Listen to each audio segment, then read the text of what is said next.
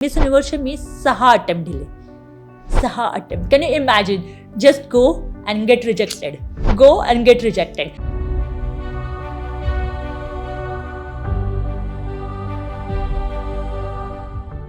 आम्ही तुला आता मॉडेलिंग इंडस्ट्रीमध्ये एवढं मोठं होताना पाहतोय, बट त्यामागे ही सुद्धा एक ओळख आहे जी तुझ्या शरीरावरती स्कार्स आहेत. तर हे नेमकं इन्सिडेंट काय घडला होता? जेव्हा मी 5 वर्षाची होते, गेले माळ्यावरती आणि तर ते नेमकं उतरताना खाली उकळतं गरम पाण्याचं स्टोववरती गरम पाणी होतं. माझा पाय स्लिप झाला, टोपाला माझा राईट हँड लागला. म्हणजे नातेवाईकांनी वगैरे अशा लिटरली मिटिंग्स घेतल्या की ह्या मुलीचं काय करायचं, हिला जगवायचं का, जगून तरी हिचं काय होणार आहे. माझ्या पॅरेंट्सला येऊन सांगायचे मारून टाकायचं, मग काय होणार आहे हिचं, कोण लग्न करणार हिच्यासोबत. आणि मी कोमामध्ये गेले. ज्या नर्स होत्या ना त्यांच्या घरी मी खेळायला जायची. त्या आमच्या समोरच्या बिल्डिंगमध्ये राहायच्या. त्यांना असं चला हिचे कानातले कापा आणि बॉडी कॉर्नरला पाठवा. ते कानातले आजही म्हणजे पप्पाच्या खिशामध्ये तसेच आहेत. आत्ताची मेडिकल कंडिशन कशी आहे तुझी सध्या? मला अचानक झोपेमध्ये माझा श्वास ब्लॉक झाला.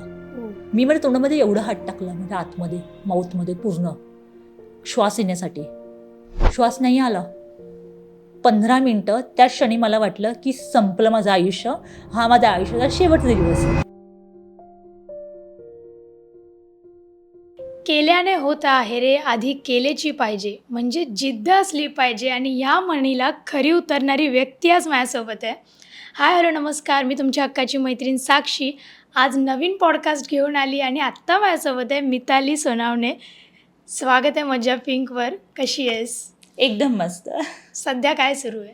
सध्या माझं मॉडेलिंग क्षेत्रामध्ये माझे काम चालू आहेत आणि ॲक्टिंग क्षेत्रामध्ये मला यायचं आहे, पण पुरेसे अजून प्रॉपर होतं ना, एक डेफिनेशन बदलायची आहे ब्युटीची.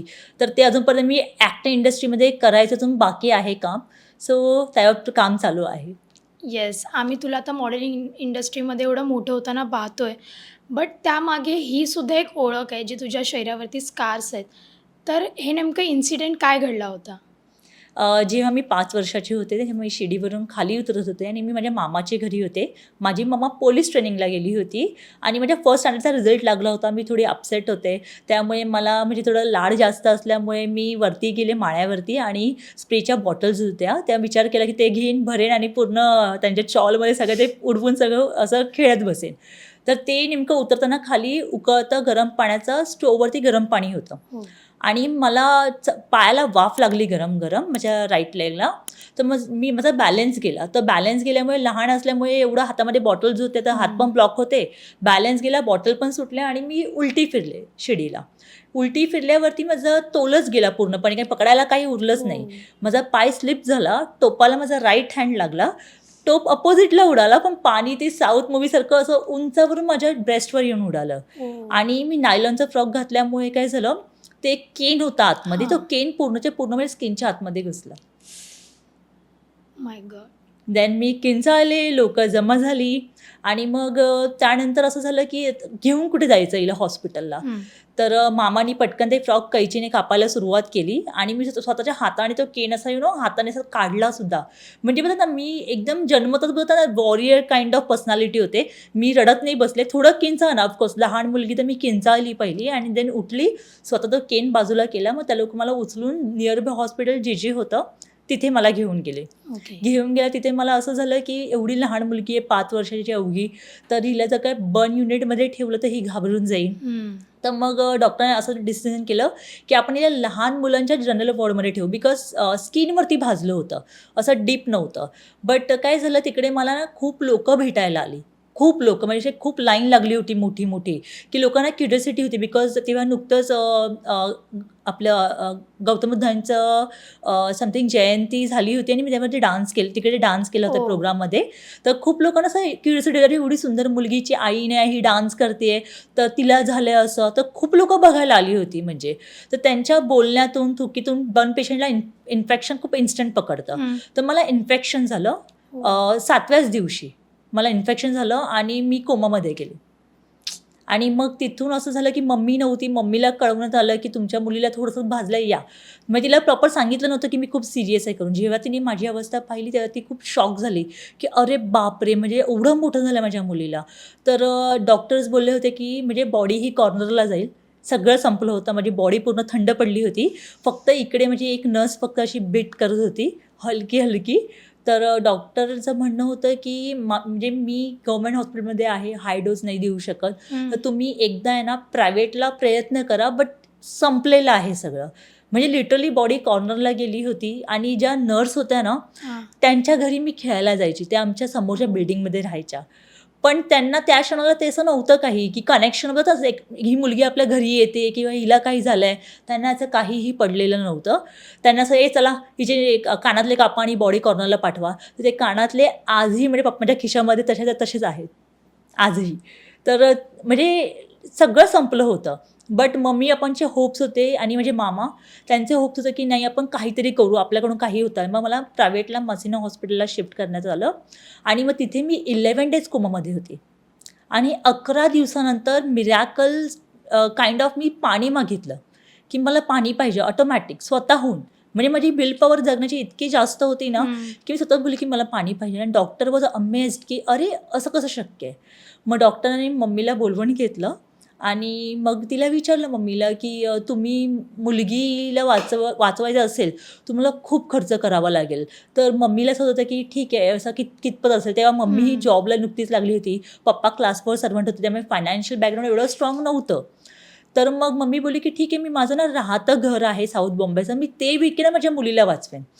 तर डॉक्टर खूप इम्प्रेस झाले की 99मध्ये एका मुलीला वाचवण्यासाठी एक आई आपलं स्वतःचं राहतं घर विकायला तयार आहे. जिकडे आम्हाला लोक सांगतात येऊन की मुलगी मारून टाका. कारण की अशी त्या क्षणी जेव्हा म्हणजे मी कोमामध्ये सिच्युएशनमध्ये होते तेव्हा म्हणजे माझ्या नातेवाईकांनी वगैरे असे लिटरली मिटिंग्स घेतल्या की ह्या मुलीचं काय करायचं, हिला जगवायचं का, जगून तरी हिचं काय होणार आहे, हिला म्हणजे असं पण ती मेलेलीच आहे ऑलमोस्ट, तर तिचं म्हणजे थांबूया आपण सगळं.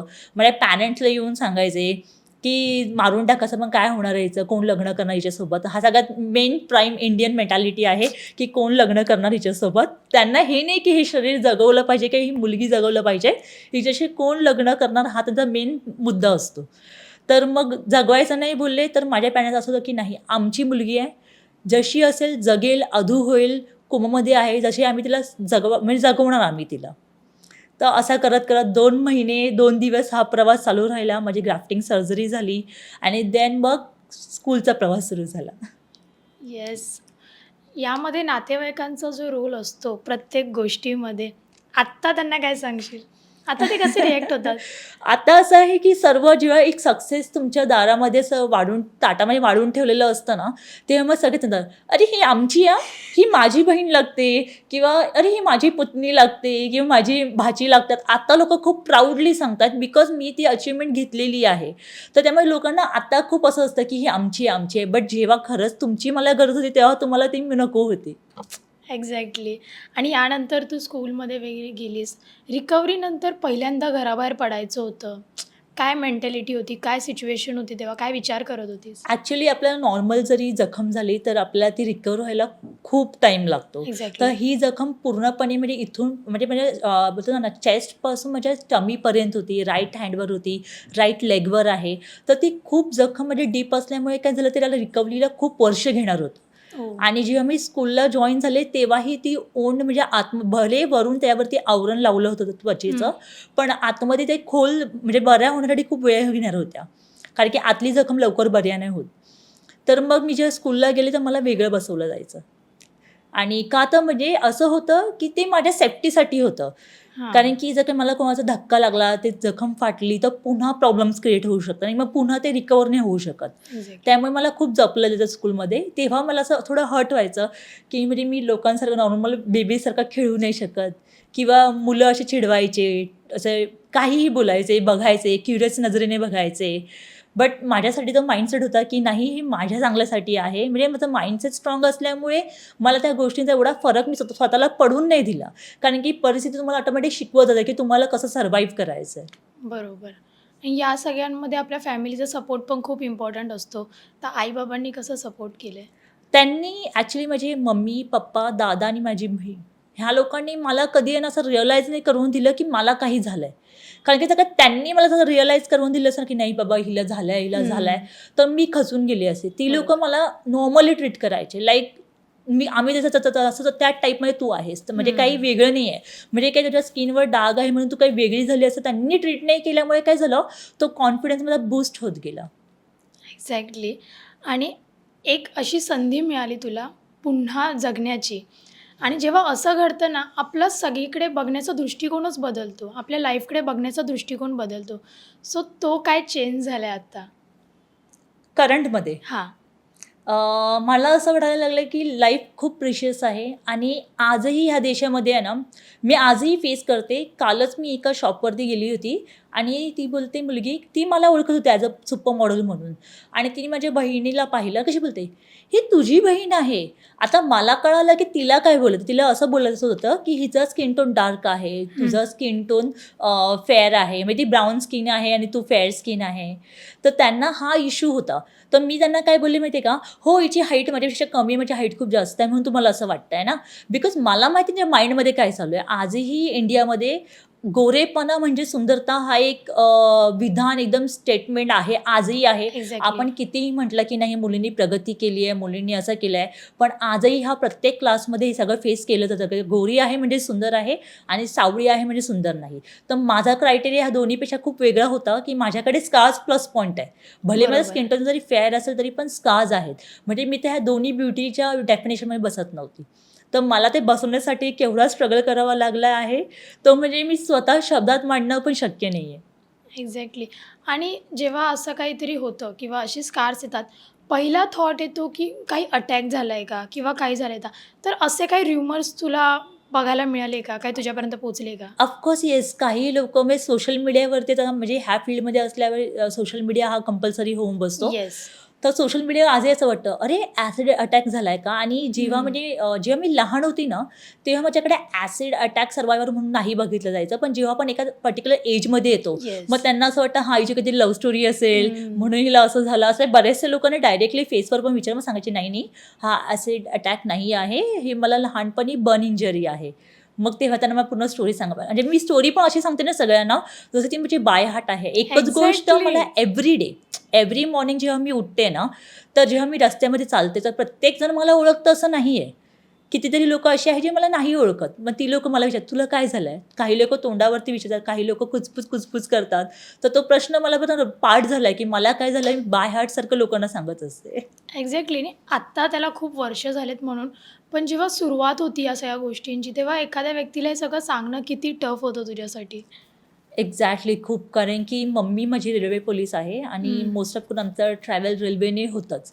तर मग रेल्वेने ट्रॅव्हल करताना जी लोकं असतात स्टेशनवरती किंवा ट्रेनमध्ये बसलेली, जर काय कोणाला एकमेकाच्या कानावर अरे बघ ना हे बघितलं बघ, असं असं केलं ना, तर मला एक होतं की असं केलं, उठून म्हणजे समोर जायची आणि बोलायची, काकू तुम्हाला मला विचारायचं का मला काय झालं आहे? मी सांगते ना तुम्हाला मला काय झालं आहे.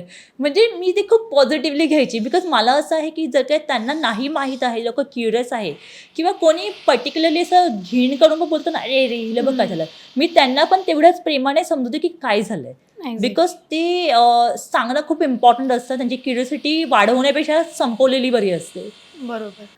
आणि तुझ्या या प्रवासातून अनेक लोकांना मोटिवेशन मिळत असेल, अनेक मैत्रिणींना आपल्या मोटिवेशन मिळत असेल, तर अशी कोणाची काही कमेंट, असे कोणाचे काही मेसेज आलेत का तुला आतापर्यंत? Actually me as a motivational speaker म्हणून पण काम करते. बिकॉज मी खूप साऱ्या मोठ्या प्लॅटफॉर्मवरती ॲज अ स्पीकर म्हणून बोलत असते, मोटिवेशन म्हणजे देत असते. बट माझ्यासाठी सगळ्यात प्रिशियस थिंग ना एक होती, मला इंस्टाग्रामवरती एक व्हॉईस नोट आलं होतं आणि रिक्वेस्ट होती अननोनमध्ये. तर मी बोलली एकदा बघूया तर खरं काय आहे. तर मी प्ले केलं आणि ती मुलगी लिटरली रडत होती आणि म्हणजे रडताना ती बोलत होती की मॅम मी ना म्हणजे मला असं मी लाईफ संपवायला निघाली होती, माझ्या हातामध्ये ब्लेड आहे, मी सुसाईड करत होती, बट तुमचा व्हिडिओ अचानक म्हणजे माझ्या फोन माझ्या समोर आला. फॅमिलीला बघायसाठी फोन घेतला होता, बट अचानक तुमचा व्हिडिओ माझ्या डोळ्यासमोर आला फॉर यूला आणि मला रिअलाईज झालं की तुमच्यासारख्या मुली जर काय असं म्हणजे लाईफला क्विट न करता एवढा पुढे जात आहेत, तर मी का माझ्या लाईफला संपवू, तर तुम्ही माझं इन्स्पिरेशन आहात. तर ते माझ्यासाठी खूप असं एक बोलतात ना, माझ्यासाठी पोच पावती होती. म्हणजे मी आयुष्यामध्ये काय कमवलं, पैसा किती कमवला मॅटर नाही करत माझ्यासाठी, पण मी Exactly. आयुष्यामध्ये हे कमवलं आहे की मी कोणासाठी तरी बोलतात ना लाईफ सेव्हियर झाले, न कळत, माझ्याही न कळत. तर ती गोष्ट खूप मोठी आहे. ग्रेट. आणि मी तुझं इंस्टाग्राम पाहिलं, त्याच्यावरती तू बाबासाहेब आंबेडकरांना खूप मानतेस. सो त्यांच्याकडून तुला काय शिकवण मिळाली आहे? त्यांच्याकडून सगळ्यात मोठं मोटिवेशन म्हणजे त्यांच्याकडून घेण्यासारखं एकच आहे. जेव्हा आपण बरोबर असतो आणि सर्व चुकीचे असतात, तेव्हा आपण स्वतःसाठी कसा स्टँड घेऊ शकतो. एज्युकेशनने असो, माइंडसेटने असो, बिकॉज माइंडसेटशिवाय एज्युकेशन नाही घेता येणार. माइंडसेट बरोबर. पहिला स्ट्रॉंग पाहिजे. तर त्यांनी जो माइंडसेट घेऊन पूर्ण सर्व समाजाच्या खिलाफ उभे राहिले ना, म्हणजे पूर्ण एका म्हणजे सिस्टमच्या खिलाफ ते एकटे उभे होते, पूर्ण सिस्टम. तसं माझ्यासाठी होतं की मी एका सिस्टमच्या अपोजिट उभी होते की जिकडे मला स्वतःला प्रूव्ह करायचं होतं की मी पण एक्झिस्ट करते, मी पण आहे. आणि कोणी ठरवलं सौंदर्याची व्याख्या ही कोणी ठरवली? कोण आहे का रायटर? कोणी लिहिलंय का सौंदर्य म्हणजे असंच असलं पाहिजे, तसंच असलं पाहिजे? सुंदर ही बघा ना तुमच्या म्हणजे तुमच्या विचारावरती डिपेंड आहे की तुम्ही कसे सुंदर आहात. बरोबर. तुमच्या मनामध्ये तुम्ही काय विचार करता, तुम्ही बाह्य रूपाचं जे सौंदर्य आपण जे जज केलं जातं, हे कशा प्रकारे तुम्ही कसे आहात ह्यावर जज केलं जातं. की म्हणजे जर माझं मन चांगलं असेल ना, तर मी विचार करेन की ही मुलगी खूप सुंदर, in fact you look also beautiful. Thank you. It just kind of that की म्हणजे मला म्हणजे like you have beautiful smile, beautiful face structure, everything is perfect. But काही लोकांसाठी तुम्ही सुंदर नसाल. बट हे नाही आहे हे ठरवणार ते कोण? एक्झॅक्टली. सो मला म्हणजे बाबासाहेब हे असं आयडल आहे ना की एज्युकेशनही बोलणं मी हे सगळं करत असताना असं असतं की मॉडेल म्हणजे ऑलमोस्ट शिकलेल्या नसतात, 12वी नापास ड्रॉपआउट असतात मोस्ट ऑफ करून. माझं असं होतं की नाही, ज्यावेळेस मी बनेन ना, आधीपासूनच माइंडसेट होतं जेव्हा मी बनेल तेव्हा मी क्वालिफाईड मॉडेल असेल की लोक माझ्याकडे बोलू शकत नाही की हिला काही येत नाही. मी माझं BCom केलं, मास्टर्स केले, MBA केलं, ते पण AIमध्ये, AI आणि ML मध्ये, मशीन लर्निंगमध्ये. ग्रेट. सो मला असं आहे. आणि हे सगळं करत असताना मी इनफॅक्ट ICWA जे आहे, जे आपल्या इंडियाचे म्हणजे CA सारखं असतं, CA आणि ICWA they both are almost same. Accountant, chartered accountant and CMA. So it's both are similar, same exam होते, सेम पोर्शन असतं. फक्त CAला नेगेटिव्ह मार्किंग असते आणि ह्या लोकांना नेगेटिव्ह मार्किंग नसते. तर मी ते सुद्धा केलं. माझं फर्स्ट अटेम्प्ट सुद्धा झालं सुद्धा इंटरमिडिएटचं. बट मी मॉडेलिंग क्षेत्र निवडल्यामुळे काय झालं, मला असं झालं की रिअलाईज झालं की कुठेतरी मी हे थांबतंय माझ्याकडून, कारण की त्याला खूप डेडिकेशन द्यावं लागतं त्या स्टडीजसाठी. तर मी मॉडेलिंग नाही करू शकत. आणि मॉडेलिंग मला करणं एवढं इम्पॉर्टंट होतं ना की माझ्या अस्तित्वाचा प्रश्न होता. भले मी इन्कम जरी कमवली असती ना, म्हणजे स्टडी करून जर काही मी कुठे जॉब केला असता, ते करून मी जॉब केला असता, राईट. पण जॉब करून पण लोक हेच बोलले असते माझ्यासाठी की म्हणजे सौंदर्याची व्याख्या कुठेतरी राहून गेली असती. तर ती मला एस्टॅब्लिश करायची होती. त्यामुळे मी स्टडीला प्रेफरन्स दिलं. सो बाबासाहेब माझ्यासाठी सर्व काही आहे ऑलमोस्ट. येस. आणि तू ती आयडेंटिटी बनवण्यासाठी मॉडेल इंडस्ट्रीमध्ये उभी राहिलीस. येस. कशी जर्नी होती आत्तापर्यंतची आणि इंडियामध्ये इंटरनॅशनलमध्ये काय फरक आहे? जमीन आसमान. इंटरनॅशनल आणि नॅशनलमध्ये जमीन आसमान आहे. इंडियामध्ये आपल्या आत्ता म्हणजे समजा माझ्या शोमध्ये मी माझा स्वतःचा पेजंटसुद्धा रन करते. बिकॉज मला असं झालं की जर काही मी एक सक्सेसफुल मॉडेल आहे तर माझ्या थ्रू मी अजून समाजाला काय देऊ शकते. अशा अजून मुली आहेत ज्यांना कोणी म्हणजे लाईक कोणी घेत नाही असं नाही बोलू शकत, पण काही क्रायटेरियामध्ये फिट नाही बसत. लाईक हाईटमध्ये, साईजमध्ये, स्माईलमध्ये, कलरमध्ये, अशा क्रायटेरियामध्ये ते लोक जात नाही त्या. तर मी त्यांच्यासाठी आता पेजंट सुरू केलं आणि त्या पेजंट थ्रू मी लोकांसमोर एक म्हणजे म्हणतात ना एक मंच खुला केला नॅशनल लेवलचा. आणि त्यानंतर म्हणजे माझ्या पेजंटनंतर आपल्या इकडे जसं मिस युनिव्हर्स असतं, मिस इंडिया असतं, त्यांनी त्यांचे क्रायटेरिया हटवले. त्यांनी मला बघून हटवलं असं नाही मी बोलत आहे, बट पहिलं मी केलं ते आणि त्यानंतर त्यांच्याकडून झालं ते की त्यांनी ते क्रायटेरिया बदलले की हाईट कमी असेल तरी चालेल असं. 5.5 त्यांनी केलं. आधी जेव्हा मी कम्पीट करत होते ना तेव्हा ते जास्त क्रायटेरियामध्ये होते आणि लकीली माझी हाईट असल्यामुळे मला ते क्रायटेरिया फिट बसले सुद्धा. बट मग मला असं झालं की अरे ही लोक असं करतायत तर आपण त्यासाठी काय करू शकतो. तर मी तो पेजंट सुरू केला मग. ग्रेट. आणि मग इंटरनॅशनलमध्ये आणि नॅशनलमध्ये असा फरक आहे. मुद्द्यावरती येते, तरी मुद्दा तो फटकला होता. इंटरनॅशनल नॅशनल हा फरक आहे. नॅशनलला आपले खूप सारे आजही क्रायटेरिया आहेत आणि तुम्ही बघाल ना तर फक्त आणि फक्त सुंदर मुलीला जिंकवलं जातं. तुम्ही अजूनपर्यंत बघितले कोणती अशी मिस युनिव्हर्स आहे किंवा मिस इंडिया आहे किंवा कोणीही म्हणजे कोणते आजकाल इंडियामध्ये एवढे पेजंट झाले आहेत ना, एवढे की आपण त्याला गिनती नाही करू शकत. आणि आजकाल प्रत्येक घराघरामध्ये मॉडेल असं आहे, कारण की सोशल मीडिया आल्यामुळे प्रत्येक मुलगी मॉडेल झालेली आहे. Sometime it's beneficial also, sometime हा ड्रॉबॅक सुद्धा आहे. जे लोक मॉडेलिंग इंडस्ट्रीमध्ये खूप वर्ष पण स्ट्रगल करतात हा त्यांच्यासाठी ड्रॉबॅक आहे. बिकॉज त्यांच्या क्रायटेरिया वेगळे आहेत आणि हे स्वतःहून झालेल्या मॉडेलचे क्रायटेरिया वेगळे आहेत. बट ते आता काय झालं, सगळ्यांना म्हणजे जे सर्वसामान्य लोक आहेत त्यांना मॉडेलिंग क्षेत्राबद्दल एवढं माहीत नसतं. बरोबर. नॅशनलचं बोलतोय आपण, त्यांना एवढं मॉडेलिंग क्षेत्र माहीत नसतं. मग त्यांना असं वाटतं की प्रत्येक म्हणजे मॉडेलिंग ही मॉडेलच आहे. बट असं नसतं. Social media, print model, commercial model, बरेचसे मॉडेल प्रकार असतात. तर त्यांना ते एक्झॅक्टली कळत नाही. प्रोफेशनल मॉडेल्स कोण आहेत, त्याचं सर्टिफिकेशन असतं, ते पण कोण घेतंय की नाही घेतंय. आता असं नाही झालं. आता काय झालं, सोशल मीडियामुळे काय झालंय, सगळेच मॉडेल झालेले आहेत. हा नॅशनलचा प्रकार झालाय. आणि जेव्हा नॅशनल म्हणजे पेजंट असतं, पेजंटवरती जर काय आपण आलो, आपण रनवे नंतर बोलूया, काय पेजंट आणि रनवेमध्ये पण जमीन आसमान आहे. बरोबर. तर पेजंटचं झालं तर नॅशनलमध्ये खूप सारे लाईक मुली सर्जरी करून जातात. म्हणजे असं असतं की फिलर्स भरतात, दात नीट करतात, म्हणजे लिटरली डॉक्टर असोसिएट असतात पेजंटसोबत. जर तुम्ही बघाल ना पेजेस उचलून, तर जे स्पॉन्सर असतात त्यामध्ये तुम्हाला स्किन केअरवाले भेटतील, डेंटिस्ट भेटतील, असे बरेचसे डॉक्टर्स तुम्हाला भेटतील.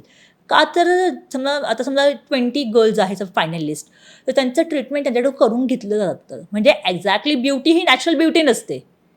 ब्युटी ही तुम्हाला म्हणतात ना, म्हणजे ती लोक त्याला सगळं पॉलिश करतात. एक्झॅक्टली तुमच्या टीथला, तुमच्या नोजला, तुमच्या जॉला, सगळ्याला पॉलिश करतात आणि मग त्यानंतर तिला इंटरनॅशनलला पाठवतात. पण ह्या उलट इंटरनॅशनलवाल्यांकडे असं काहीच नाही आहे. इंटरनॅशनलवाले त्यांना काहीच नको आहे. त्यांना काय पाहिजे माहिती आहे का, त्यांना एक मुलगी पण आहे पेजंटमध्ये, I am talking about pageant specifically. त्यांना एक मुलगी पाहिजे जिचा व्हॉइस आहे, जिच्याकडे जी एक लोकांपर्यंत एक इन्स्पिरेशन पोहोचवू शकेल. मग तो व्हॉइस काही असू शकतो. लाईक मेंटल स्ट्रेसचा असू शकतो, फिजिकल अपेअरन्सचा असू शकतो, कोणताही असू शकतो. बट इंटरनॅशनल क्रायटेरिया नाहीच आहेत. नाही हाईटचा आहे, नाही साईजचा आहे, नाही कलरचा आहे. बिकॉज प्रत्येक कंट्रीमधून येणारा व्यक्ती हा सेम कलरचा नसू शकतो. त्यामुळे तिकडे क्रायटेरिया, पण इंडियामध्ये क्रायटेरिया आहेत की ब्युटी त्यांच्यासाठी काहीतरी वेगळंच आहे आजही. बट हां, मी सॅटिस्फाईड आहे की त्यांच्यासाठी जरी वेगळं असलं तरी पण त्यांना मोडीत पडायला भाग हा मी पाडला की तुम्ही मोडीत पाडा. तुम्ही कसं नाही घेत बघू आपण, तुम्ही किती वेळा नाही घेणार आणि का नाही घेणार. आणि आय एम रिअली म्हटलं, मला स्वतःला खूप छान वाटतं की ती पहिली गल मी ठरले की ते मी मोडीत काढलं. Yes, great. तर हे आता तू मॉडेल इंडस्ट्रीबद्दल सांगितलंच आहे, बट तू किती पेजंट केलेत आणि आत्ता जर मुलींना त्याच्यामध्ये पार्टिसिपेट करायचं आहे तर त्यांना काय सांगशील, कसं गाईड करशील? मी म्हणजे सर्व जे टॉपमोस्ट पेजंट, आता खूप पेजंट झालेले आहे इंडियामध्ये, बट जे सगळे टॉपमोस्ट आहे मी त्या सगळीकडे ॲप्लिकेशन दिलेलं आहे. सर्व ठिकाणी ऑलमोस्ट मी फायनलिस्ट झालेली आहे. आणि लाईक मिस इंडिया बोला, मिस युनिव्हर्स इंडिया बोला, मिस अर्थ बोला, मिस इंटरनॅशनल बोला, हे वर्ल्डमध्ये टॉप 4 पेजंट्स आहेत. तर मी त्या प्रत्येक पेजंटला ॲप्लिकेशन दिलं होतं, कारण की मला असं होतं की मला रेप्युटेड पेजंटमध्ये जायचं आहे. रेप्युटेड असणं खूप गरजेचं असतं. असं नाही की दुसरे पेजंट रेप्युटेड नसतात, बट एक ती ओळख असते. लाईक मिस इंडिया आहे, मिस युनिव्हर्स इंडिया आहे, किंवा मिस अर्थ आहे, मिस इंटरनॅशनल, एक प्रॉपर एक बघा टायटल असतं, ते एक रेप्युटेड टायटल असतं, ते मला पाहिजे होतं. त्यामुळे मी ह्या सगळ्या ठिकाणी ॲप्लिकेशन दिलं होतं. आणि ह्या ठिकाणी जाण्यासाठी आहे ना, मुलींना म्हणजे जे गर्ल्स आहे, जे यूथ आहे, त्यांना जर का तुम्हाला ह्या क्षेत्रामध्ये उतरायचं असेल तर तुम्हाला सगळ्यात पहिलं सोशल मीडिया तुमचा स्ट्रॉंग करावा लागेल. तुमचे पोर्टफोलिओ असले पाहिजे, फोटोज असले पाहिजे प्रॉपर, कारण की तुम्हाला जेव्हा तुम्ही फॉर्म भरणार, जेव्हा तिथे फॉर्म लिंक निघते त्या पेजेसला तुम्हाला फॉलो करावं लागेल. पहिलं खूप डिफिकल्ट होतं, आता खूप सोपं झालेलं आहे सोशल मीडियामुळे. ते लोक त्यांच्या ॲपवरती म्हणजे लाईक समजा पेजेस आहेत प्रॉपर ऑफिशियल, त्या पेजेसला तुम्ही फॉलो करा, पेजंट पेजेसला. ते लोक सांगतात तुम्हाला की त्यांचे फॉर्म्स कधी निघणार आहे, लिंक कधी येणार. लिंक आली, त्या लिंकवर तुम्ही रजिस्टर करा आणि रजिस्टर केल्यानंतर तुम्ही तिकडे फोटोज तुमचे अपलोड करावे लागतात. त्यामुळे तुमचा पोर्टफोलिओ असणं खूप गरजेचं आहे. म्हणजे प्रॉपर त्यामध्ये पण प्रकार असतात की त्यांना एक फुल साईज, मिड साईड आणि फेस शॉट हवा असतो. त्यामुळे ते फोटोज तुमच्याकडे कंपल्सरी असले पाहिजेत. आणि मग तुम्ही ते अप्लाय करायचं, ऑडिशन डेटच्या दिवशी जायचं, ऑडिशन द्यायचं. सिलेक्शन झालं तर अमेझिंग, सिलेक्शन नाही झालं तर डिसअपॉइंट नाही व्हायचं. आपल्यामध्ये काय कमी राहिली आहे तिकडे थांबायचं, लिटरली थांबायचं आणि बघायचं की ज्यांना घेतलं आहे आणि आपल्याला नाही घेतलं आहे, ह्या दोघांमध्ये काय फरक आहे, आपल्याला अजून कुठपर्यंत पोहोचायचं आहे. ती एक आयडिया येते की बाबा हां, समजा मी गेले फर्स्ट टाईम, प्रत्येक मुलीच्या फर्स्ट टाईम ऑडिशनला जाते ना, थोडीशी वीक असते, अलकीशी, बिकॉज ती शिकलेली नसते, ट्रेंड नसते, सर्टिफाईड नसते. सर्टिफिकेशन असतं, लाईक मॉडेलच्या अकॅडमी आहे इंडियामध्ये, like Cocoberry, Tiara, beauty and crowns, असं इवन मी सुद्धा घेते, मिताली मॉडेलिंग अँड मोर, अशा एजन्सीज आहेत. तुम्ही त्या एजन्सीला जा. तुम्ही एजन्सी म्हणजे मॉडेलिंग एजन्सी प्रकार आहे, म्हणजे एजन्सीने ह्या अकॅडमीज आहेत. अकॅडमीमध्ये शिका तुम्ही आणि देन एजन्सीला जॉईन करा, किंवा म्हणजे रनवे मॉडेल व्हायचं असेल तर तुम्ही एजन्सीला जॉईन करा. पण तुम्हाला पेजंट मॉडेल व्हायचं असेल तर तुम्ही असे फॉर्म भरता. म्हणजे अकॅडमीवालेच तुम्हाला गाईडलाईन देतात की तुम्ही कुठे फॉर्म भरायचे, कुठे नाही भरायचे. मी यूथला हेच सांगेल की पहिले अकॅडमी करा आणि मग क्षेत्रामध्ये उतरा. पण तुम्ही जर रॉ गेला ना तर तो कळून येतं ही रॉ आहे. ऑटोमॅटिकली काही एथिकेट्स असतात, रूल असतात, शिकवलं जातं प्रॉपर, म्हणजे सगळं असतं त्यामध्ये. इट्स लाईक म्हणजे तुमचे स्टडी प्रकारच आहे हा एक. तर तुम्हाला ते प्रॉपर तुम्ही नाही केले तुम्हाला कळून येतं की ही मुलीने स्टडी नाही केलेली, ही रॉ आहे. मग तुम्ही रिजेक्शन तुमचं होणार हे कन्फर्म असतं. तर पहिलं तुम्ही अकॅडमी जॉईन करा आणि देन तुम्ही तो फॉर्म भरा आणि देन तुम्ही ऑडिशनला जा. ग्रेट. मी सोशल मीडियावरती खूप तुझा अभ्यास केला, कारण आत्ता सगळं जग सोशल मीडियावरतीच चालतं आहे. आणि त्याच्यामध्ये बघितलं तुझं बिकनीवरचा रॅम्प वॉक होता, अमेझिंग. तर तो एक्सपिरियन्स कसा होता तुझ्यासाठी, आणि तेव्हाच्या ऑडियन्सचा काय रिस्पॉन्स होता? ॲक्च्युली तुम्ही जो वॉक पाहिला असेल ना तो माझा फर्स्ट बिकनी वॉक नव्हता. ओ. माझा फर्स्ट बिकनी वॉक हा मिस युनिव्हर्स इंडियाचं फर्स्ट ऑडिशन होतं. 2017ला जे मी दिलं होतं आणि माझ्या लाईफचं पण फर्स्ट ऑडिशन. म्हणजे माझं करिअर तिकडून सुरुवात झाली. म्हणजे ॲक्च्युली म्हणजे ऑफिशियल करिअर. तसं मी मुंबईची सुकन्या एक रियालिटी शो होता ज्यामध्ये दीपाली सय्यद मॅम आणि पद्मजा फेनानी हे जज होते. तर तिकडे पण असं होतं की एका मुलीला डान्सिंग, मॉडेलिंग आणि ॲक्टिंग ह्या तिन्ही गोष्टी आल्या पाहिजे. आणि माझ्यामध्ये तिन्ही असल्यामुळे मी तिकडे पार्टिसिपेट केलं होतं आणि लकीली मी सिलेक्ट पण झाली होती. आणि मला त्यानंतर लाईक स्पेशल ज्युरी अवॉर्ड दिला गेला होता. तिकडे पण मी रँकिंगमध्ये बसत होती, म्हणजे टॉप 3 गर्ल होते ना तिकडे मी बसत होती. बट त्या लोकांनी काय केलं माहिती आहे का, मी आणि अजून एक ब्लाइंड गर्ल होती, ती सिंगर होती, म्हणजे आता मैत्रिणी आहे अंकिता करून, ती ही रँकिंगमध्ये बसत होती. म्हणजे टॅलेंट होतं आमच्या दोघींमध्ये पण आम्हाला रँकिंगमध्ये नाही बसवलं, आम्हाला स्पेशल अवॉर्ड दिला गेला. आणि ते पण का दिला तर जजेसला असं कुठेतरी वाटलं की अरे नाही यार, ह्या गर्ल्स डिझर्विंग आहेत, ह्या रँकिंगमध्ये पण होत्या आपल्या, पण हे लोक ऑर्गनायझर्स ह्या लोकांना रँकिंगमध्ये टाकत नाही आहेत, ह्यांना सिम्पती द्यायची त्यांना. त्यामुळे ह्यांना मग त्या लोकांनी बोललं की नाही, मग आम्ही ह्यांना जजेस चॉईस करून देतो आमच्याकडून.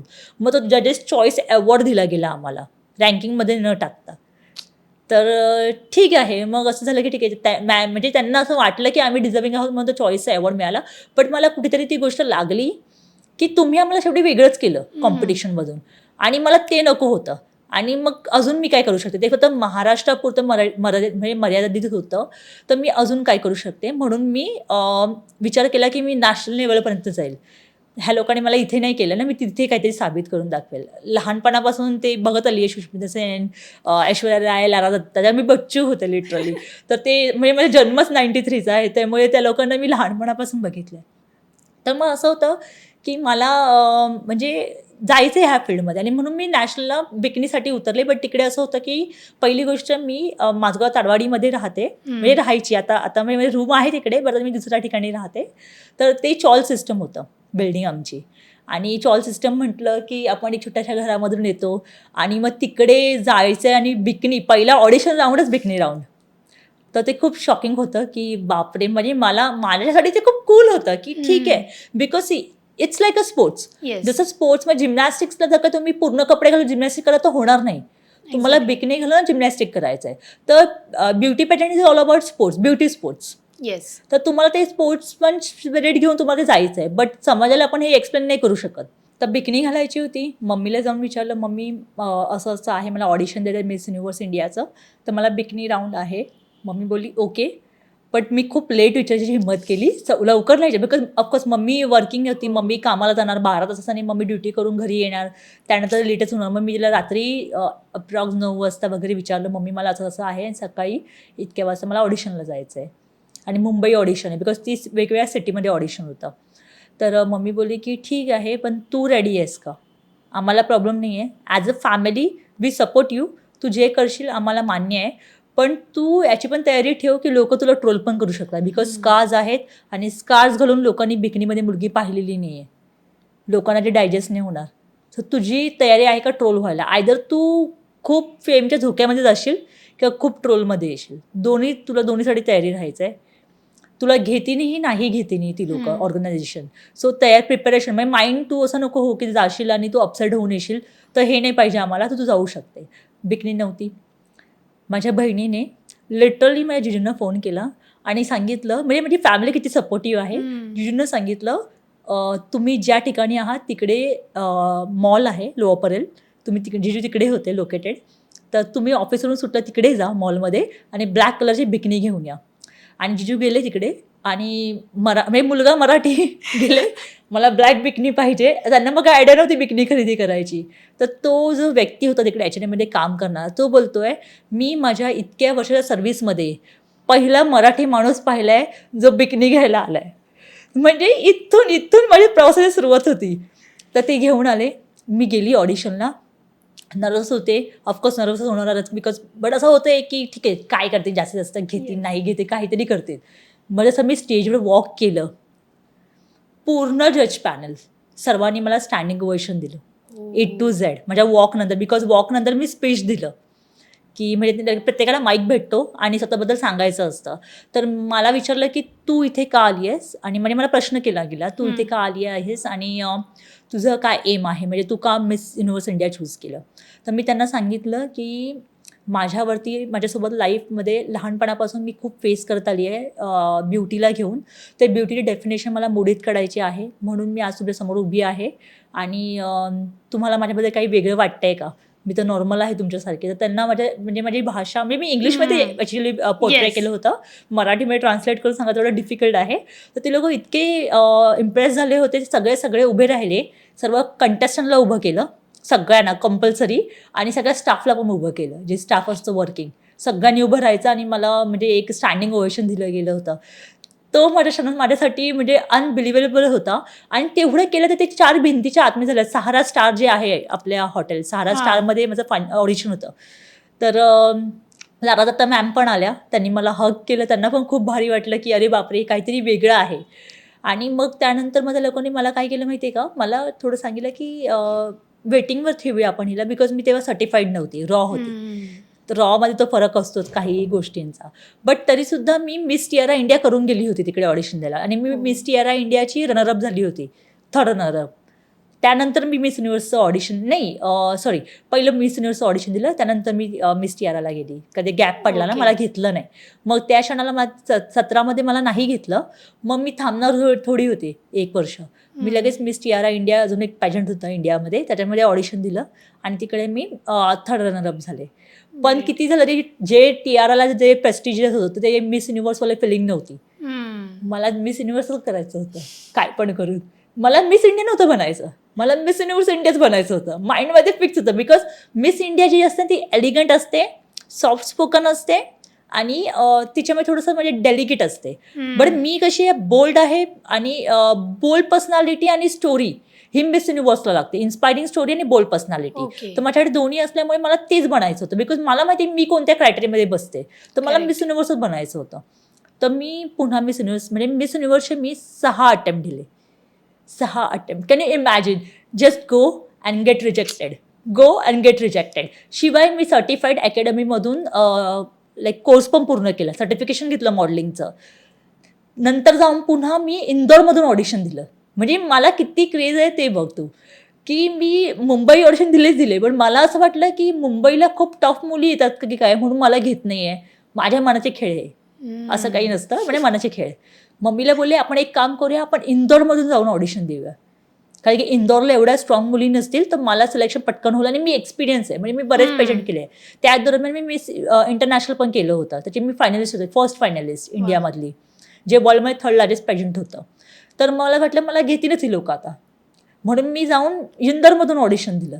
आणि तिकडे असं होतं की फॅमिली घेऊन यायची नाही. तर माझी फॅमिली इतकी स्मार्ट आहे ना, ठीक आहे आम्हाला नाही घ्यायचं ना, ठीक आहे नका घेऊ. मग त्यांनी तिकडे रेडिसन ब्लू हॉटेल आहे तिकडे इंदोरमध्ये, तिकडे ऑडिशन होतं ते. माझ्या फॅमिलीने तिकडे रूम बुक केली. आता तुम्ही आम्हाला कसं नाही घेणार, आमचे रूम आहे तिकडे, बरोबर. म्हणजे फॅमिली आली सोबत. मग आमची इंदोर ट्रिप पण झाली, बट त्यांनी तिकडे मला नाही घेतलं, सिलेक्शन नाही झालं माझं.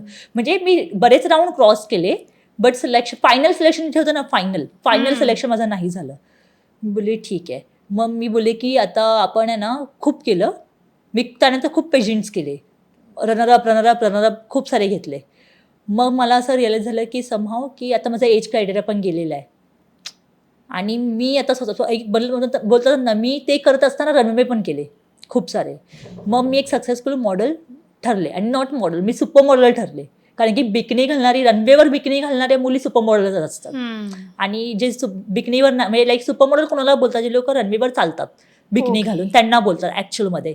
बट असे टॉप 5 मुली आहेत इंडियामध्ये, त्यातली मी एक आहे. तर मला त्या गोष्टीचं खूप प्राऊड आहे ऑफकोर्स. Great. तर म्हणजे फिट स्टोन फक्त त्या घालतात, बिकॉज हे सगळं आहे ना आपले इंटरनॅशनलला होतात बिकनी मॉडेल्स.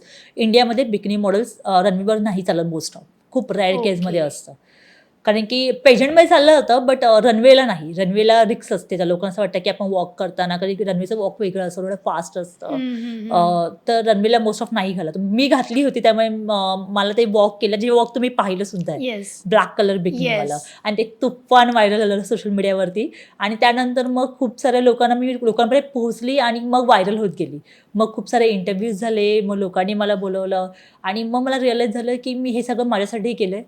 मी डेफिनेशन बदलली, बट आजही कुठेतरी मिस युनिव्हर्स इंडिया माझ्या मनामध्ये घर करून होतं. मी सगळं केलं, पण मिस युनिव्हर्स नाही केलं अजून. तर लकीली 2024मध्ये ज्या मिस इंटरनॅशनलची मी फायनलिस्ट होते, ती फ्रँचायझी फेमिनन मिस इंडिया ऑर्गनायझेशनकडून ग्लॅमरन सुपर मॉडेलकडे आली. आणि ग्लॅमरन म्हणजे इट्स अ प्रोडक्शन हाऊस. तर ग्लॅमरन सुपर मॉडेलकडे जे आलेले होते ना, त्यांच्या अंडर मिस इंटरनॅशनल होतं. बट त्यांनी ती फ्रँचायझी यांच्याकडून खेचून मिस युनिव्हर्स पण घेतली. मग मिस युनिव्हर्स त्यांच्याकडे आली, ज्यांची मी फायनलिस्ट होते. आणि आता मी एक सक्सेसफुल करिअरवरती आहे सध्या एक म्हणजे. तर मग मला समोरून फोन आला की मॅम, तुम्ही मिस युनिव्हर्स इंडियाचे डायरेक्टर होणार का? आणि आय वॉज लाईक OMG. जिकडे मला कंटेस्टंट म्हणून नाही घेतलं, जिकडे मी एवढं तरसत होती की मला घ्या, मला बनायचं आहे. आणि मला एवढी गॅरंटी होती की जर मी युनिव्हर्सला रिप्रेझेंट केलं असतं इंटरनॅशनलला, तर इंडियासाठी क्राऊन मी कन्फर्म आणू शकले असते. कारण की माझ्याकडे एक स्टोरी होती. आणि miss universe platform international story पाहिजे. बिकॉज आफ्रिका आहे ना, त्यांना पॉवर हाऊस बोललं जातं. आफ्रिकावाले लोक जे आहेत त्यांचे कंटेस्टंट, ते लोक स्टोरी पाठवतात, टकली मुलगी पाठवतात, निग्रो पाठवतात. का तर पर्पजली करतात ती लोक, बिकॉज ती लोक स्मार्ट गेम खेळतात. बिकॉज ते नोज दॅट की दे वॉन्ट स्टोरी. आणि इंडियाकडे एकही स्टोरी गेलेली नाही इन्स्पायरिंग. इंडियाकडून ज्या मुली येतात त्या सुंदर असतात, सुंदर मुली जिंकतात, पण स्टोरी नाही जात. स्टोरी आजपर्यंत नाही गेली. आणि मी स्टोरी होते, बट मी रॉब झाले. रॉब होते एक मुलगी म्हणजे बेस्ट जेम रॉब झाला गेला. तर बट माझ्याकडे डायरेक्टरशिप येणार होते. मम्मी मला इंटरनॅशनल पोराला मिस युनिव्हर्स फंडेचे घ्यायचे का, मी डायरेक्टर होणार आहे. तर मी बोलली की मला महाराष्ट्र द्या. बट माझ्या आधीच कोणीतरी महाराष्ट्र बाय केला होता. तर मग मला गोवा भेटला. म्हणजे ठीक आहे ना, हरकत नाही, गोवा तर Goa, director that is important. मग मला गोवासाठी डायरेक्टर बनली. आणि मग मी माझ्या अंडरमध्ये हजारो मुलींनी ऑडिशन दिलं. त्यातून मग एक मुलगी आम्ही सिलेक्ट केली आणि ती मी नॅशनलला पाठवली. मिस युनिव्हर्ससाठी कम्पीट केली, जिकडे मला जायचं होतं तिकडे मी मुलगी पाठवली. आणि मग एक असं असतं ना. आणि मी पहिली मराठी मुलगी होती जी मिस युनिव्हर्सचे कंटेस्टंट पासून डायरेक्टर बनली. So I am the first Marathi मुलगी. तर मला ते पण गोष्ट आहे की म्हणजे जिकडे मराठी मुली गेल्याच नाही, तिथे डायरेक्टर बनणं पण खूप मोठी गोष्ट आहे. आणि या सगळ्या गोष्टीचा आपल्या महाराष्ट्राला खूप अभिमान असणार आहे, हे मी लिहून देते. आत्ता ऐकूनच मला खूप छान वाटतंय. सो सगळ्या मैत्रिणींना पण अभिमान असणारच आहे. या सगळ्या प्रोसेसनंतर आत्ताची तुझी जी लाईफ सुरू आहे, आत्ता या स्कार्सचा आत्ता मेडिकल कंडिशन कशी आहे? मेडिकल कंडिशन जाण्याआधी मला अजून एक मुद्दा सांगायला आवडेल ह्या सगळ्यामध्ये. ॲक्च्युली ही मॉडेलिंग जी जर्नी आहे ती म्हणजे ह्यासाठी सुरू झाली होती कारण की मला व्हायचं होतं ॲक्ट्रेस. बट मला हे माहीत होतं की मला कोणी ॲक्ट्रेस म्हणून घेणारच नाही, पण मॉडेल म्हणून घेऊ शकतात. कारण की अमेरिकाज नेक्स्ट टॉप मॉडेलमध्ये ना एक विटिलिटी गोची एक मॉडेल होती, ती त्यामध्ये होती. तेव्हा मी लहानपणी तो शो बघायची. लाईक चॅनलवर इथे यायचं एका पर्टिक्युलर, तर मला चॅनल नाव आठवत नाही आहे, बट त्या चॅनलवर ती मॉडेल होती. तर मी बोलली ही होऊ शकते, तर मी का नाही होऊ शकत. तिला विटिलिटी गो होता. म्हणजे ही लोक ॲक्सेप्ट करतात ना अमेरिकावाले, तर इंडियन्स का ना करत आहे. म्हणून मी मॉडेलिंग चूज केलं. अदरवाईज मला बनायचं ॲक्ट्रेस होतं. मॉडेलिंगमध्ये लोक मला बोलायचे हाईट छान आहे, पर्सनॅलिटी छान आहे, स्ट्रक्चर छान आहे, ही मॉडेल दिसते, असं बोलायचे लोक. पण मला बनायचं नव्हतं, मला बनायचं ॲक्ट्रेस होतं. म्हणून मी मॉडेलिंग चूज केली की मला असं होतं की नाही, असं मॉडेलिंग व्हायचं, मॉडेल व्हायचं, मग ॲक्टिंगमध्ये घुसायचं, असं माइंडसेट होतं. की असं असतं ना की मिस इंडिया झाल्यावरती तुम्हाला पिक्चर भेटतो, मग असं तेच बेबीवालं माइंडसेट होतं.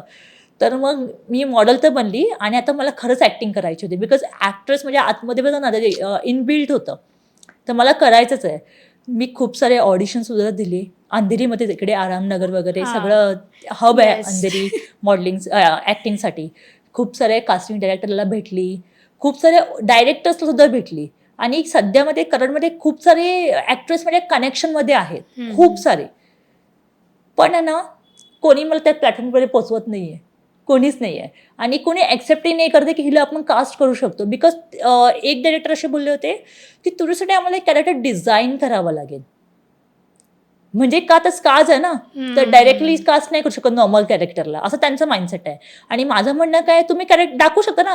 मी तर हे पण नाही बोलते की तुम्ही मला लीड द्या, एक्झॅक्टली. हरकत नाही. मला लीडची बहीण दाखवा, मला लीड म्हणजे काही करू शकता तुम्ही. तू कॅरेक्टर डिझाईन करायला वेळ नाही लागत. बट त्यांना अजून ते डायजेस्ट नाही होते की आपण हिला घेऊ शकतो. मग आता मला पडद्यावर तर यायचंच आहे. तर कसं येऊ, तर मी माझा एक फ्रेंड आहे जो सी मेडू जे कॉलेज आहे पुणेमध्ये, त्यांचं शॉर्ट फिल्म होती जी इंटरनॅशनल फिल्म फेस्टिवलला उतरत होतं. तर मी तिकडे शॉर्ट फिल्ममध्ये गेले, शॉर्ट फिल्म केली आणि ती झाल्यानंतर शॉर्ट फिल्म झाली, दॅट्स इट. म्हणजे मी छान ॲक्टिंग केली आणि मी एक मॉडेल आहे, बट तिकडे मी एक विधवा आईचा रोल प्ले केला. सतीवरती ती मूवी होती, सती जाण्यावरती.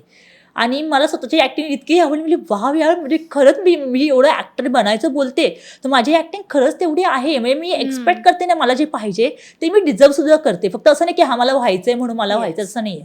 बट मला कोणी कास्ट नाही केलं अजूनपर्यंत आणि मला करायची इच्छा आहे की माझी इच्छा आहे की कोणीतरी मला कास्ट करावं, अशी माझी खूप इच्छा आहे.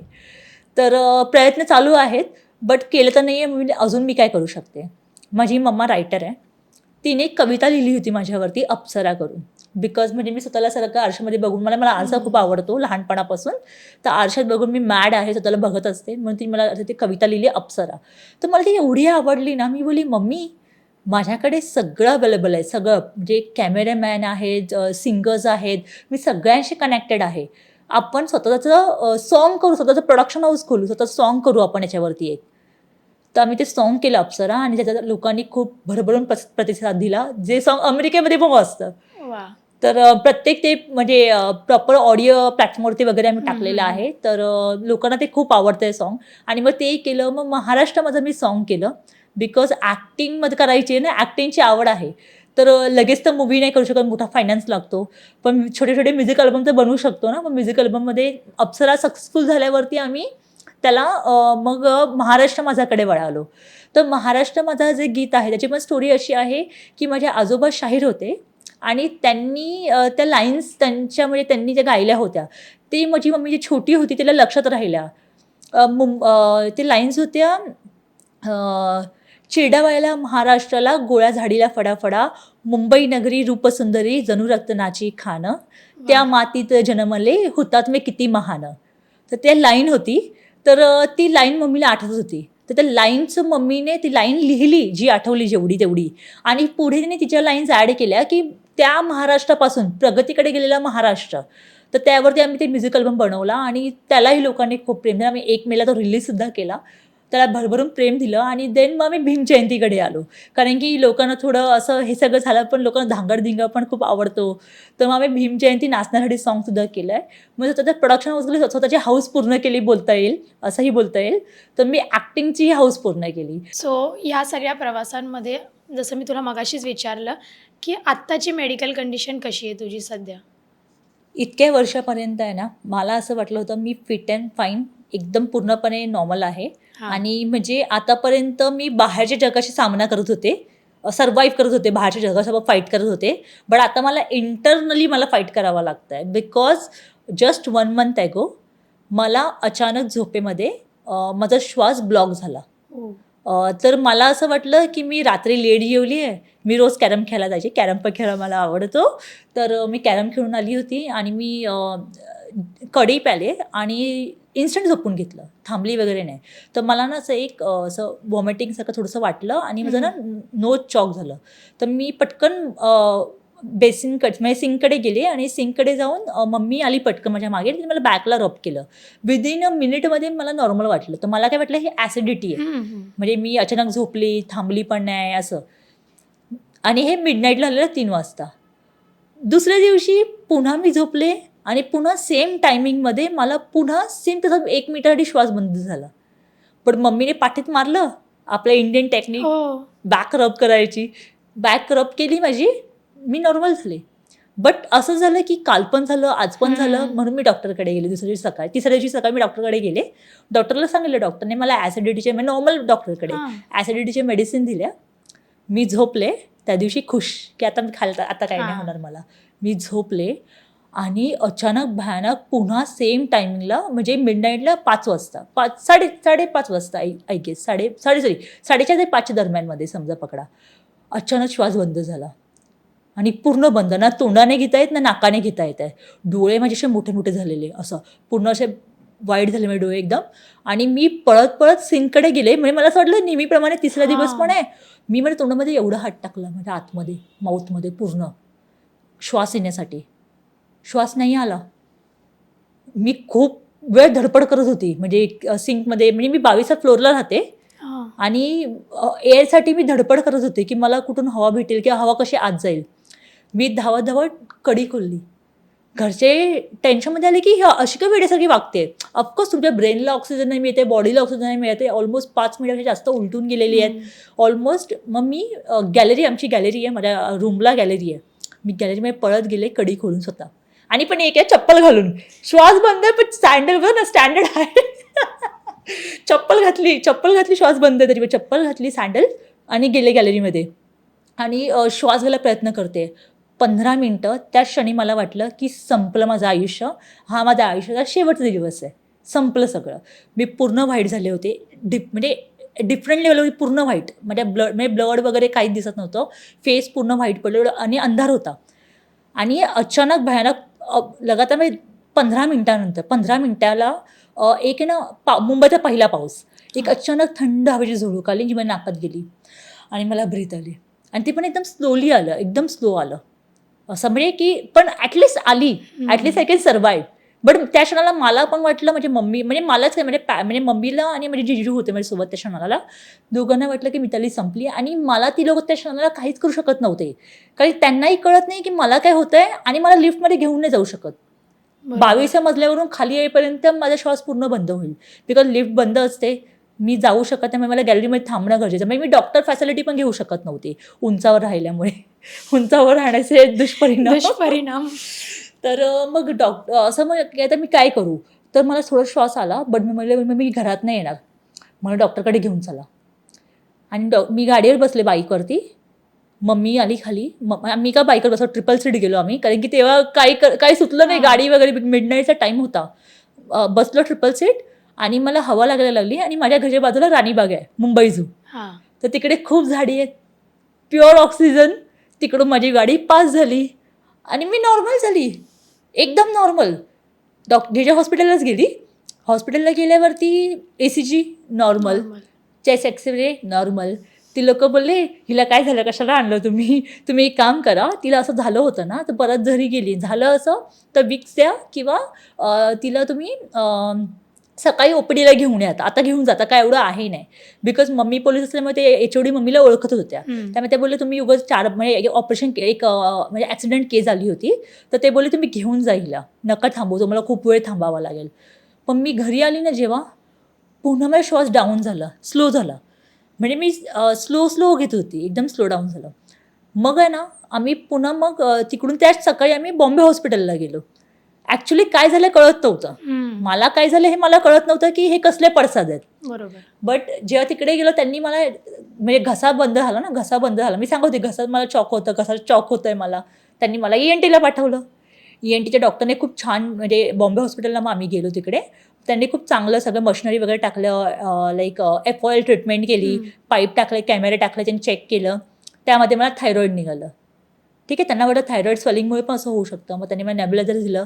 पण मला रोज थोडे 15 दिवस ना थोडं होत होतं, मध्ये व्हायचं मध्ये थांबायचं, पण रोज आता व्हायचं थोडं. पण मला असं वाटायचं की मेडिसिन घेतले ना तर रिकवर होत आहे, स्लोली रिकवर होत आहे. आणि मग पुन्हा काही दिवसानंतर पुन्हा मोठा अटॅक आला, पुन्हा सेम सिच्युएशन, पुन्हा सगळं संपलेलं वाटलं. मी बोलले आता आत्ता काही नाही, आता ते एकदा वाचली मी, आता नाही वाचू शकत मी. आणि मग पुन्हा मला असं झालं की आता काय. मग परत बॉम्बे हॉस्पिटलला गेलो, ट्रीटमेंट चालू होती. ते डॉक्टरला मग मी काय बोलली माहिती का, आपण डॉक्टरला सांगतो, डॉक्टरना कळत नाही की हिला काय होतंय, व्हिडिओ काढा. क्विकमध्ये माझा व्हिडिओ काढला गेला की मला काय होतंय. म्हणजे एवढ्या क्रिटिकल सिच्युएशनमध्ये मग मम्मीचं माइंडसेट किती अलर्ट असतं. ती बोली हिचा व्हिडिओ काढा, आपण डॉक्टरांना दाखवू. व्हिडिओ काढला गेला, मला डॉक्टरकडे घेऊन गेले. म्हणजे मग तो काही वेळासाठी अटॅक येतो आणि मग मला डॉक्टरकडे घेऊन गेले. मग चेस्ट फिजिशियनकडे गेल्यावर कळालं की जे मला बर्न झालं होतं ना, ते बर्न मला चेस्टवर झालं होतं आणि त्याचं मला इन्फेक्शन झाल्यामुळे ते मला स्प्रेड झालेलं. म्हणजे मला ॲक्च्युली बर्न खूप कमी स्किनवर होतं, तरी 7 दिवसात बरं होऊ शकत होतं. बट इन्फेक्शन आतमध्ये घुसल्यामुळे काय झालं, ते लंग्सपर्यंत होतं. म्हणजे 5 to 6 मध्ये आपल्या लंग्सची ग्रोथ होते. ओके. तर ते 5 असताना भाजलंय मला. त्यामुळे म्हणजे जी ग्रोथ आहे ती ॲज कम्पेअर्ड टू नॉर्मल पीपलपेक्षा थोडी कमी आहे. तर हे मला सगळं आहे ना त्यामुळे होते. त्याचे पडसाद मला आता भोगावे लागत आहेत. पण आता कसं आहे माहिती आहे का, हे सगळं मला खूप उशिरा होऊ शकत होतं. म्हणजे माझं म्हणजे मी थोडं म्हातारी झाली असती ना तर झालं असतं मला. बट आपल्या मुंबईमध्ये एवढं पॉल्युशन आहे, त्या पॉल्युशनमुळे मला ते खूप अर्ली स्टेजमध्ये झालं. खरं तर मेडिकल कंडिशनवरून बाहेर येणं आणि परत आपल्याला ते काम जोमाने करणं त्यासाठी पण खूप एनर्जी लागते. सो बघूया आता पुढच्या कामांचं. बट येस, आणि मी जेव्हा मितालीला कॉन्टॅक्ट केलेला तेव्हा पण तिचे मेडिकल हेच कंडिशन्स होते, त्याच्यामुळे हा पॉडकास्ट लेट येतो आहे. बट येस, नाहीतर खूप आधीच आपण हा पॉडकास्ट केला असता. ही सगळी जर्नी तुझी आहेच. तर यामध्ये मला एवढं विचारायचं आहे की आत्ता जर तुला इंटरनॅशनली चान्स मिळाला रॅम्प वॉक करायचा, तर तू कसे प्रिपरेशन करशील आणि ॲज अ कंटेस्टंट म्हणून ओके. येस, सर तुझे काय प्रिपरेशन्स असतील आणि तू कशी स्वतःला प्रेझेंट करशील? Okay. So first of all मी सध्या डायरेक्टरशिप होल्ड करते इंटरनॅशनलच्या. त्यामुळे मी कंटेस्टंट पर्स्पेक्टिव्ह खूप चांगला ओळखू शकते, बिकॉज मला माहिती आहे की इंटरनॅशनल स्टेजवरती काय एक्सपेक्टेड आहे. त्यामुळे जर मी ॲज अ कंटेस्टंट झाले, हा जर काही क्वेश्चन असेल, क्वेश्चनचा आन्सर असं असेल की सगळ्यात पहिलं वॉकचं प्रिपरेशन असतं. सगळ्यात इम्पॉर्टंट असतो पेशंटमध्ये वॉर्डरोब. वॉर्डरोब तुमचा इतका स्ट्रॉंग पाहिजे की तुम्ही 24 तास क्लासेस दिसला पाहिजे, 24 तास. म्हणजे तुम्हाला सकाळी उठण्यापासून तुम्ही काय घालणार आहे ते रात्री झोपेपर्यंत तुम्ही काय घालणार आहे सगळं जज केलं जातं. माझ्या स्पीकिंग स्किल्स, जनरल नॉलेज, हे सगळं तुम्ही असं उठून तुम्ही डायरेक्ट जाऊ शकत नाही. जनरल नॉलेज तुमचं इतकं स्ट्रॉंग पाहिजे ना की तुम्हाला विचारलेला प्रश्न तुम्ही देशाशी असो किंवा पूर्ण पृथ्वीशी रिलेटेड असो, तुम्हाला त्याचं उत्तर खूप ठामपणे मांडता आलं पाहिजे आणि तुमचं मत तुम्ही ठामपणे मांडता आलं पाहिजे. सो तुम्हाला खूप सारे प्रिपरेशन असतात. तुम्ही ही सगळ्यात पहिले ह्या सगळ्या गोष्टी करेन. येस, आणि एक ड्रीम असं तुझं आत्ता पुढचं जे तुला कम्प्लीट करायचं आहे? माझं सध्याचं करंट म्हणजे मला हे कळलं आहे की लाईफ खूप प्रेशियस आहे. आणि कारण की मी आता ऑलमोस्ट 3 वेळा जन्म घेतला आहे. एकदा जेव्हा माझा बर्थडे असतो तेव्हा, एकदा मी जेव्हा बर्न केस झाली तेव्हा, आणि आता एकदा आता मला हा जो अस्थमा अटॅक आला तेव्हा. तर मी हे सगळं माझ्या लाईफमध्ये घडतं असताना मला हे रिअलाईज झालं की लाईफ इतकी प्रेशियस आहे. त्यामुळे पैसे कमवण्यापेक्षा तुम्ही सॅटिस्फॅक्शन कमवणं खूप गरजेचं आहे. आणि ते सॅटिस्फॅक्शन मला कधी भेटेल जेव्हा मी प्रॉपर एखादं ॲक्टिंग फील्डमध्ये जेव्हा माझं काम करेन. माझं नेक्स्ट ड्रीम तेच आहे की मला कोणीतरी ॲक्टिंग फील्डमध्ये प्लेसमेंट करावं. कारण की मला पैसे कमवण्यासाठी त्या फील्डमध्ये नाही जायचं आहे. तर मी समजा एखादी सिरियल करेल, पर्टिक्युलरली मला सिरियल करायची आहे, मूवी नाही करायचं आहे. म्हणजे नाही करायचं असं नाही की नाही करायचं आहे, पण पर्टिक्युलरली मला सिरियल करायची आहे. तर पर्टिक्युलर रिझन असं आहे की सिरियल घराघरामध्ये बघितली जाते आणि मी एक इन्स्पिरेशन आहे. तर प्रत्येक मी घरामध्ये पोहोचेन आणि त्यामुळे काय होईल माहिती आहे का, प्रत्येक आई आपल्या मुलीला एक होप देऊ शकते की ती करू शकते तर तू पण करू शकतेस. त्यामुळे मला सिरियल करायचे आहे आणि आय होप कदाचित ह्या पॉडकास्ट कोणी हे पॉडकास्ट ऐकेन तर आपल्याला कास्ट करू शकते. येस, कास्ट तर करतील, बट ज्या मैत्रिणी आपला पॉडकास्ट बघतायत त्या नक्कीच इन्स्पायर झाल्या असतील. कारण तुझी जर्नी आत्ता तू जेवढा कॅज्युअली किंवा जेवढ्या हसत खेळत सांगते, नक्कीच ती तेवढी नाहीच आहे, सोपी नाही आहे, खूप कठीण आहे. कारण एखादा पिंपल जरी आला तरी आपल्याला खूप नर्वस फील होतं किंवा त्या दिवसाचा कॉन्फिडन्सच लूज होतो की बाबा मला पिंपल आहे किंवा केस सेट नाही आहेत, हे नाही आहे, ते नाही आहे. त्यानंतर पण ह्या स्टेजवर येऊन काम करणं, ॲज अ डिरेक्टर म्हणून काम करणं खूप मोठी गोष्ट आहे. म्हणजे मी खूप इन्स्पायर झाली आहे तुझ्या गोष्टीमधून. So thank you so much. तू सगळ्याच मैत्रिणींना इन्स्पायर केलंस आणि मज्जा पिंकच्या पॉडकास्टवर आलीस. तुला कसं वाटलं गप्पा मारून? मला असं वाटलंच नाही की आपण फर्स्ट टाईम भेटते फर्स्ट ऑफ ऑल. आणि हा जो प्लॅटफॉर्म आहे, हा प्लॅटफॉर्म मी स्वतः फॉलो केलेला आहे, सबस्क्राईब केलेला आहे. तर तुम्ही बघत असाल तर तुम्ही नवीन असाल तर सबस्क्राईब करायला विसरू नका ह्या चॅनलला. कारण की अशा बरेच महिला आहेत ज्यांना जगासमोर त्यांचे विचार मांडण्याचा हा मंच तुम्हाला अवेलेबल करून दिलेला आहे मज्जा पिंकने. सो थँक्यू मला बोलवल्याबद्दल. Thank you so much. तुम्हाला हा पॉडकास्ट कसा वाटला, आमच्या गप्पा कशा वाटल्या आणि मितालीची इन्स्पिरेशनल स्टोरी कशी वाटली हे आम्हाला कमेंट्समध्ये नक्की सांगा. आणि मज्जा पिंकला सबस्क्राईब करायला विसरू नका. सध्यासाठी बाय बाय.